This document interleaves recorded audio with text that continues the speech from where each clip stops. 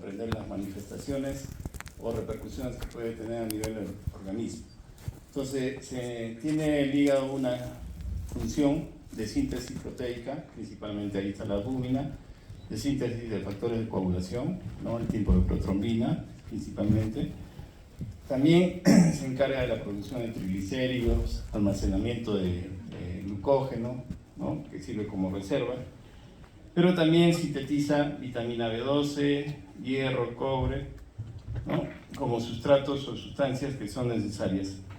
Va a neutralizar, la función principal del hígado es neutralizar las toxinas y depurarlas del organismo, ¿no? Tal es así que va a eliminarse amonio en la urea, ¿no? Entonces, ¿cuál es la definición de hepatoesplenomegalia? Bueno, vamos a empezar primero por el hígado, ¿no? Se supone que en el neonato, y esto es la medición que se debe hacer en relación al reborde costal derecho, ¿no? Hacia abajo, normalmente debe tener no más de 3 centímetros a 3.5 máximo. Y en los lactantes estamos hablando más o menos de 2 centímetros como tamaño máximo.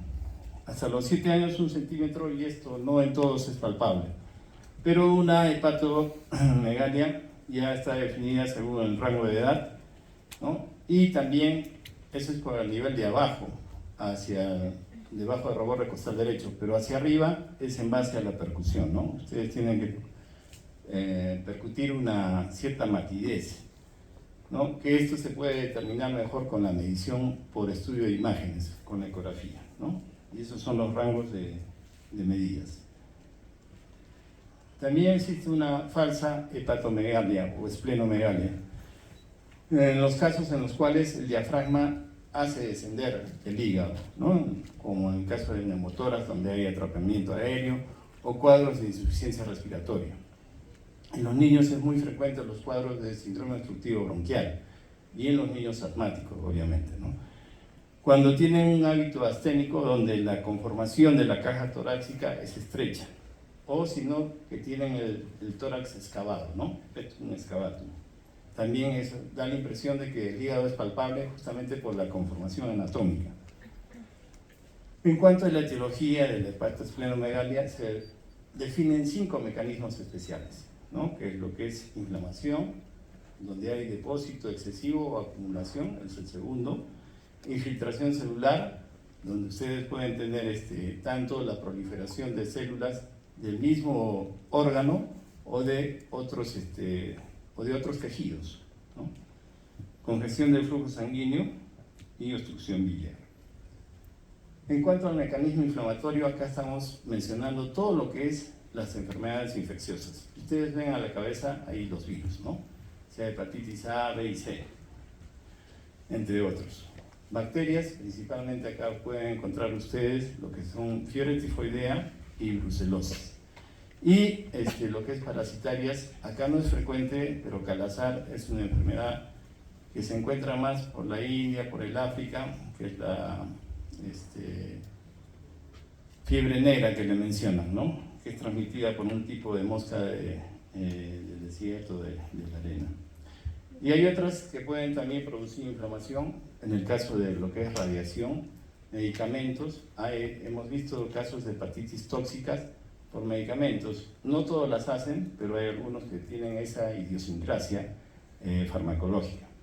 Enfermedades autoinmunes es un mecanismo de producción de hepatoesplenomegalia. Cuando hay depósito excesivo, esto se trata principalmente de acumulación de ciertas sustancias por deficiencia o por enfermedades. Deficiencia de algunas enzimas, ustedes están infiriendo seguramente, ¿no? Entonces acá está diabetes mellitus, está la glucogenosis, la nutrición parenteral y todos aquellos trastornos o alteraciones del metabolismo de los hidratos de carbono. Igual, para lo que es lípidos, principalmente ustedes ven acá lo que es la obesidad, enfermedades raras, ¿no? Niemann-Pick, Gaucher, etc. Y la alteración de la oxidación de ácidos grasos o mucopolisacaridosis también es una enfermedad involucrada. Lo más típico en la alteración de las proteínas o síntesis de la proteína o acumulación de estas es el déficit de alfa-1 antitripsina. ¿Se acuerdan del Alfa-1 antitripsina, inmediatamente relacionado con fibrosis quística, ¿no es cierto?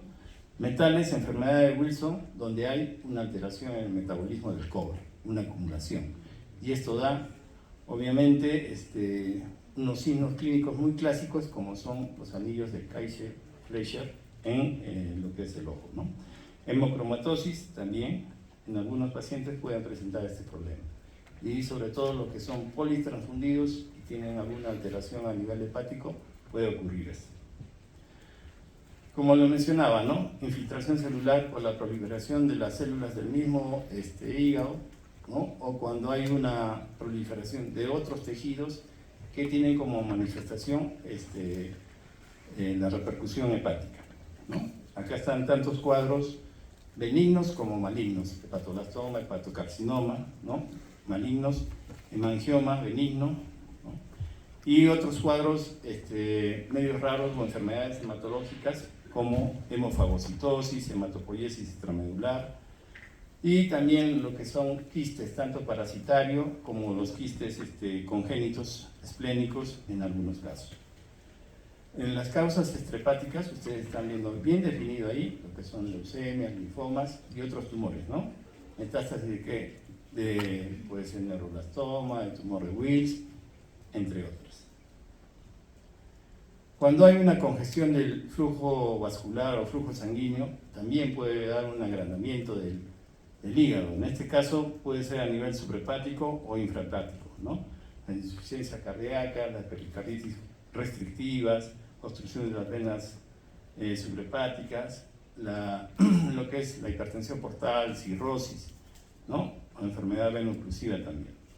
Entonces, ustedes están viendo acá los mecanismos y las causas etiológicas, ¿no? La obstrucción biliar, que puede ser intrahepática o extrahepática, ¿no? Litiasis biliar a la cabeza y atresia biliar también. Entonces, la definición de hepatomegalia tiene decir, en niños prácticamente de 6 años a más, va a ser todo hígado palpable más allá de los 2 centímetros, ¿no? Entonces, pero muy importante es el enfoque clínico. Y esto es lo que siempre ustedes deben buscar cuando estén empezando su carrera profesional en el primer nivel de atención, que es la historia clínica. La historia clínica es el instrumento médico-legal, ¿no? Tanto para la labor asistencial como para lo que es problemas médicos legales, donde ustedes tienen que tratar de averiguar mediante el interrogatorio de los familiares o al cuidador, que sea la mamá, la abuela, etcétera, o la tía o la hermana, cómo ha sido la historia de los síntomas, desde cuándo han aparecido, cuál es la secuencia que tienen, si es insidioso o no es insidioso, si se presenta en forma diaria, si es progresivo, si se asocia a otros síntomas. Si ustedes no hacen una buena historia, prácticamente se van a comprar diagnósticos. Cuando ustedes tengan referencia a otros sitios, o sea, ya en otro nivel de atención, les refieren a un paciente del nivel anterior, y ustedes se compran la historia sin averiguar más cosas, viene por esto, perfecto. De repente, en el transcurrir del tiempo, van a ver que su tratamiento, su diagnóstico etiológico probablemente no surta efecto o no tenga el efecto esperado, ¿no? Entonces, por eso es muy importante anamnesis, o sea, historia clínica, examen físico, antecedentes, ¿no? Y ya como medios auxiliares, ¿no? Van a confirmar la sospecha o la impresión diagnóstica inicial. En las historias que ustedes tienen en todos los cursos, van a ver ahí impresión diagnóstica, o sea, cuál es la impresión clínica que ustedes tienen. Y basado en esto, vamos a ver lo que son los antecedentes familiares. Si hay una historia de hepatopatía, colecitomía, probablemente hay una alteración en el metabolismo, ¿no? Si se encuentra una anemia, una ictericia, alguna alteración de lo que es una enfermedad hematológica, hemolítica principalmente, ¿no? Esplenectomía igualmente, ¿no? Puede ser también un déficit congénito, una alteración, o producido por un medicamento, una vacuna o una enfermedad, ¿no? Entonces, eso es importante que lo tengan presente. Lo he dividido o está más separado lo que son mortinatos y alteraciones neurodegenerativas, hepáticas o psiquiátricas, porque tienen que ver con la alteración en el metabolismo de algunos elementos que he mencionado, ¿no? Hidratos de carbono, grasas y bueno, más raramente de las proteínas. Entonces, ¿cuál es la historia médica previa? Es muy importante que averigüen si la madre tiene antecedentes, ¿no? Sea de infecciones durante el embarazo, para lo que es TORCH, ¿no? Hay pacientes o hay niños que nacen con el hígado y el vaso de tamaño aumentado y sin otra manifestación. Entonces, la primera causa en la cual pensar a esa edad tendría que ser TORCH, ¿no? Una infección transmitida, puede ser por toxoplasma, citomegalovirus, etc. Rubiola, si es que la madre tiene adicción o no a drogas, si es que ha tenido transfusiones, porque puede ser un mecanismo por el cual se ha infectado, ¿no? Entonces, todos esos factores de riesgo vienen a ser transmisión de tipo de infección vertical, ¿no? Cuando recién nacido ha sufrido la canalización de la vena umbilical, ¿no? Para hacerle una exsanguíneo-transfusión en las policitemias, o cuando ha tenido una onfaloclisis para hidratarlo, que raramente ya no es una práctica usual, ¿no? Sino más que todo para hacer las exsanguíneas transfusiones totales, ¿no? Esta puede tener un acceso o la formación o la transformación cavernomatosa de la vena porta, ¿no? Entonces, el retraso en la expulsión de meconio también asociarse o no a fibrosis quística, ¿no? Entonces, estos antecedentes son importantes, ¿no? El uso de drogas, productos sanguíneos, tatuajes, ¿no? Historia de cardiopatía en el niño que puede descompensarse y puede darle un cuadro de insuficiencia cardíaca, ¿no? Y el antecedente de enfermedad inflamatoria intestinal o de inmunodeficiencia también aumenta la posibilidad de colangitis esclerosante primaria. Entonces, la anamnesis, tengan presente los síntomas de una enfermedad infecciosa o hepática. Hay una premisa bien clara. En afecciones agudas del hígado pueden ser solo 3 causas, ¿no? Uno lo que es infecciosas, otro es una alteración hematológica y otra lo que es enfermedad hepática propia, ¿no? Que ya no logre compensar el organismo y sea el debut. Y estamos hablando de un periodo agudo, más o menos 7 días, ¿no? 7 a 10 días máximo. Entonces, el desmedro nutricional tiene que ver mucho con lo que son alteraciones metabólicas. Medicación que toma. Bueno, acá pueden ocurrir a veces está de moda la automedicación por parte de los padres, por recomendación de los comerciales, por recomendación de lo que usaron antes como tratamiento para cuadros respiratorios o por cuadros digestivos. Sin embargo, por ahí pasa que por idiosincrasia hace una toxicidad, ¿no? Entonces, les cuento de que tuvimos un paciente con sepsis en el hospital donde tratamos pacientes oncológicos y bueno, estaba con antibióticos de amplio espectro para gram negativos y anaerobios porque el cuadro era abdominal y le pusimos meropenem con metronidazol, ¿no? ¿Ya? Aparentemente metronidazol no produce nada y meropenem también es un antibiótico que manejado adecuadamente tampoco no hace mayor problema, ¿no? No es una ceftriaxona, no es una penicilina donde hay reacción cruzada, no es una sulfas que ya no se usa mucho, que también tienen a veces reacciones los pacientes. Entonces, más o menos al 5º o 6º día de vida, de hospitalización, ya el paciente entró con un cuadro de sepsis, ¿no? Estaba con neutropenia severa, con 200 neutrófilos, estaba con fiebre, el cuadro abdominal y había un poco de tos. Y bueno, también tenía trastorno de coagulación, la PCR algo elevada. Y después, lo que ocurrió fue que al 5º o 6º día empezaron a elevarse las bilirrubinas. Nosotros decíamos, bueno, en la tomografía era un desastre, ¿no? Había edema y engrosamiento de las asas intestinales. Y el abdomen era muy poco depresible, ¿no? Entonces pensábamos que el cuadro estaba yendo mal, junto con el intensivista.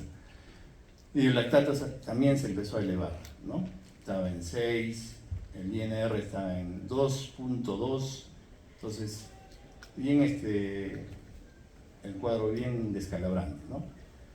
Total de que ya pasaron 4 o 5 días más, estamos hablando del día 10 de tratamiento, bueno, dice, ya no hace fiebre, pero hay todos esos trastornos laboratoriales, ¿no? Y clínicamente el paciente no lucía tan mal, ¿no? No tenía ni sangrados espontáneos, y bueno, sí estaba un poco histérico. Entonces, revisando un poco, que es el momento de reevaluar el cuadro, revisando la acción de los medicamentos, encontramos, bueno, meropenem es raro que produzca reacciones de ese tipo en relación a colestasis, porque según los exámenes parecía que era una colestasis. O sea, había la bilirrubina directa elevada, fosfatasa elevada, gamma-glutamina elevada, ¿no? Entonces, después de esto, estamos revisando los efectos secundarios y encontramos que metronidazol raramente, menos del 1% de casos, puede producir cuadros de hepatitis tóxica. Entonces, según la escala de Chill, para ver el compromiso de la coagulación que tenía nuestro paciente, compromiso hepático, calificada pues, como muy alto, ¿no? Chill C.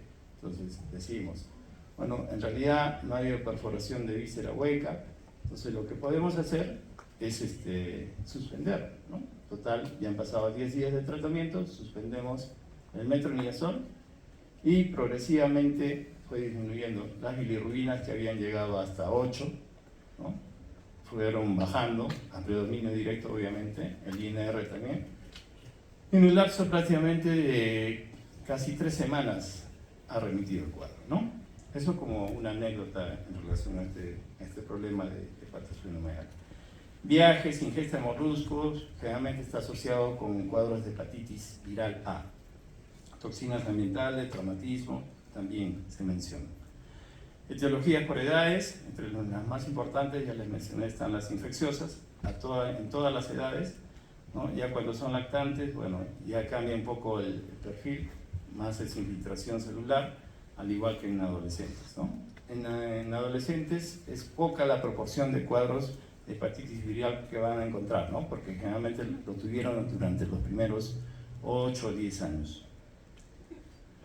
Entonces, examen físico, importante el aspecto general que tenga el paciente, si ha habido o no retraso pondoestatural, que habla ya de un problema de desnutrición probablemente crónico o un problema de larga data, ¿no?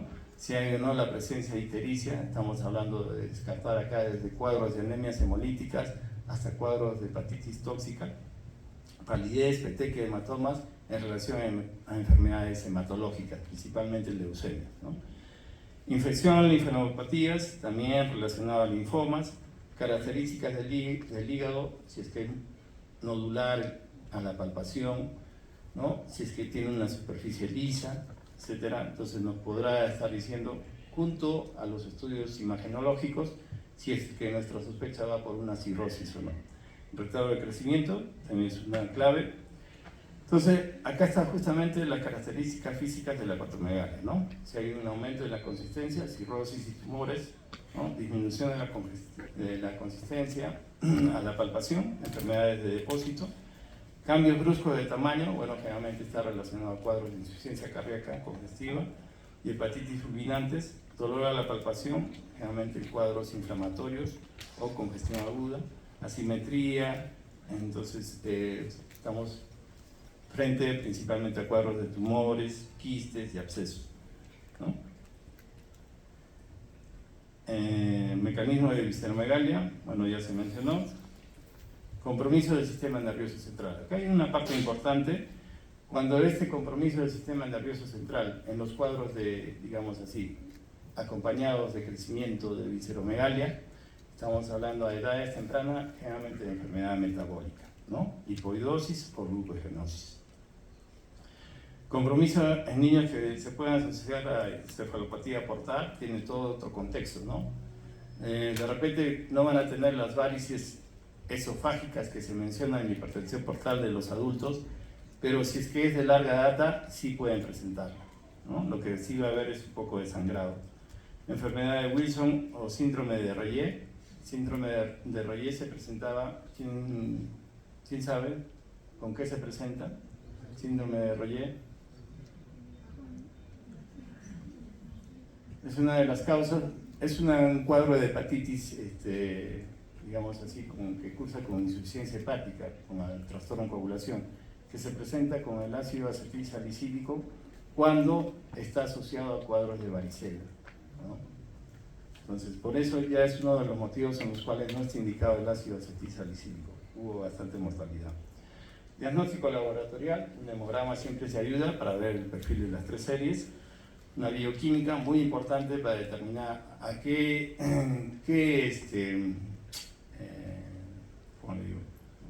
función está afectando del hígado, estudio de coagulación, examen de orina, serología importantes, y justamente acá está este cuadro resumen de los estudios bioquímicos de la función hepática, ¿no? Los marcadores de necrosis celular van a ser las transaminasas y la DHL, ¿no? Son marcadores específicos de destrucción celular, de necrosis o destrucción celular hepática.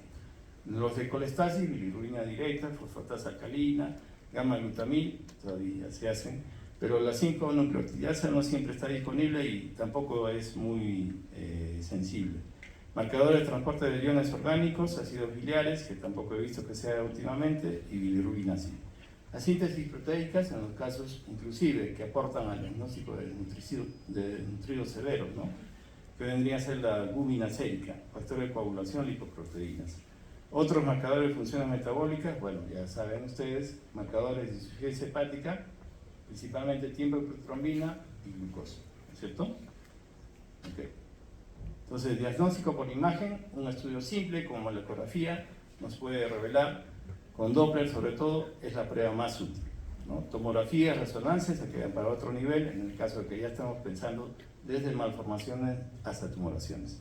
Estudio con tecnesio 99 también son estudios muy sofisticados que no se deben hacer de primera instancia. Pero el diagnóstico definitivo a veces no es fácil, ¿no? Teniendo las imágenes podemos sospechar el cuadro y a veces es necesario llegar a la biopsia. La biopsia en los cuadros metabólicos va a ser importante, ¿no? Glucogenosis, Gaucher, etc. Permite estudiar la histología y verificar la presencia de productos de depósito, ¿no? En cuanto a las funciones del vaso, ¿no? Ustedes ya conocen que es un reservorio para factores 8 y plaquetas que tienen una función de inmune, ¿no? También hay una función de filtración donde selecciona ya los glóbulos rojos que son maduros y ya no tienen una membrana deformable, en los cuales se hace una selección de hemocateresis, ¿no?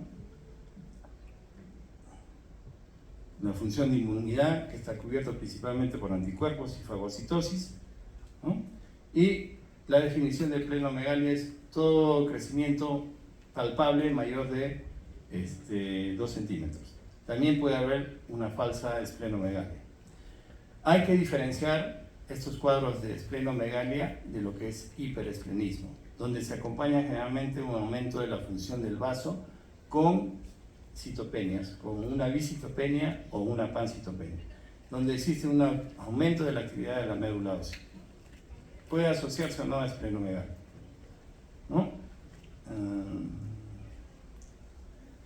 Realmente, para determinar la altura clínicamente, se empieza desde la parte inferior de la pelvis, la palpación, hasta, puede ser uni o bimanual, ¿no? Hasta llegar hasta el reporte hepático izquierdo, ¿no?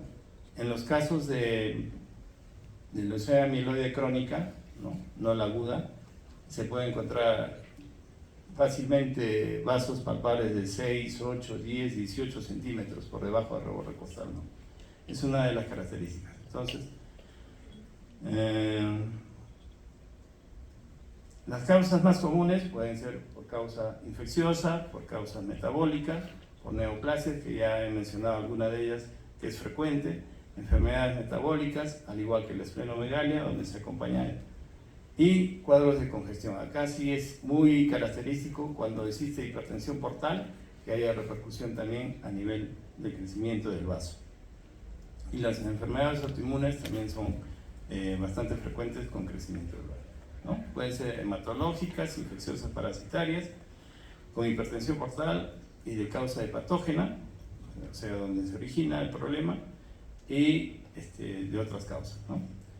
Igual, si es una enfermedad que estamos pensando que sea sistémica, puede acompañarse de fiebre, adenopatías, ascitis, astenia y dolor osteoarticular. A veces puede ser una esplenomegalia asintomática, ¿no? Donde en los exámenes auxiliares se puede encontrar anemia, puede que haya quistes por los medios de estudios de imágenes, ¿no? Y también donde se pueda encontrar hipertensión portal. Obviamente, si nosotros estamos viendo que tiene circulación colateral, ¿no? Que tiene esplenomegalia, probablemente sí esté haciendo una hipertensión portal, ¿no? Entonces, esplenomegalia, dolor local, sensación de pesantez y saciedad precoz, hiperesplenismo, diferenciarlo bien, citopenias, más formas inmaduras, más médula ósea normal, ¿no? Actitud diagnóstica, igual la historia es lo más importante, la historia clínica, los antecedentes y la exploración física es básico para partir de una impresión diagnóstica, y las pruebas complementarias son casi similares a las que se realizan para lo que es hepatomegalia. Serología también involucrada. Pocas veces se llega a la biopsia en esplenomegalia, porque el vaso es un órgano muy sangrante, más que el hígado, ¿no? Y las veces que se hace esplenectomía es cuando el cuadro tiene una causa, en caso de las anemias hemolíticas, y los cuadros son repetidos de la crisis, probablemente ese niño requiera lo que es esplenectomía para que sus cuadros no sean tan frecuentes, ¿no?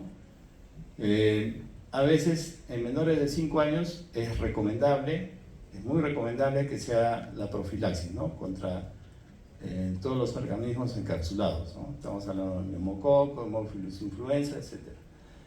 Estos son métodos de estudios desde la tomografía, donde se ve ahí una lesión. No me han dado este marcador para señalarles dónde está la lesión, pero se ve en la parte inferior del vaso, en el lado izquierdo, que hay una lesión hipodensa con un relleno central, ¿no? Puede ser una lesión metastásica, ¿no? En el otro aparentemente es una angiografía en la parte superior, y en la parte inferior se ve lesiones en el vaso, no sé si las logran distinguir, en el lado izquierdo, lesiones hiperdensas, ¿no? Puede ser más bien estos indicativos de metástasis, ¿no? Estos son algoritmos que ya ustedes los van a leer con calma, ¿no? Entonces, el diagnóstico diferencial se debe establecer con hiperplasia o hipertrofia por sobrecarga, en el caso de esferocitosis hereditaria, ¿no? O síndromes talassémicos por reacción o infección sistémica o enfermedades inmunitarias.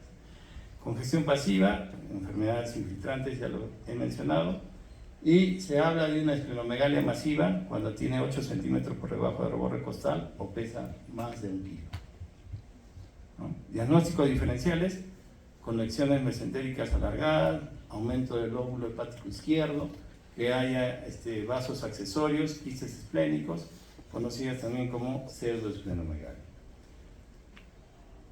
El síndrome de Banti, ¿no? Que consiste en la obstrucción de las venas hepáticas porta o esplénica, que puede producirse también la enfermedad de Wilson, que le mencioné por acúmulo de cobre, galactosemia, atresia biliar, deficiencia de alfa-1 antitripsina, que pueden cursar o no con hipertensión portal, onfalitis séptica o cateterismo, malformaciones congénitas, ¿no? Lesiones anatómicas, bueno, es lo mismo que les he mencionado anteriormente, y el tratamiento nuevamente se basa en la causa, ¿no? El trasplante hepático solo donde haya insuficiencia hepática y donde obviamente esté disponible el donante compatible. En caso de cirrosis, donde no hay mucho tratamiento médico que darle al paciente, sea adulto o niño. En caso de tumores no resecables, también, aunque es difícil, y en algunos casos avanzados, si es que es una neoplasia maligna, obviamente que la primera elección va a ser quimioterapia. Evitar traumas en las esplenomegalia masivas, porque pueden tener el riesgo de ruptura y sangrado importante, ¿no? Igual que con el hígado. Esplenectomía solo en alteraciones hematológicas para evitar complicaciones. Ya les mencioné, algoritmos nuevamente para el proceso de diagnóstico. Y bueno, este es el cuadro resumen de los mecanismos de hepatoesplenomegalia.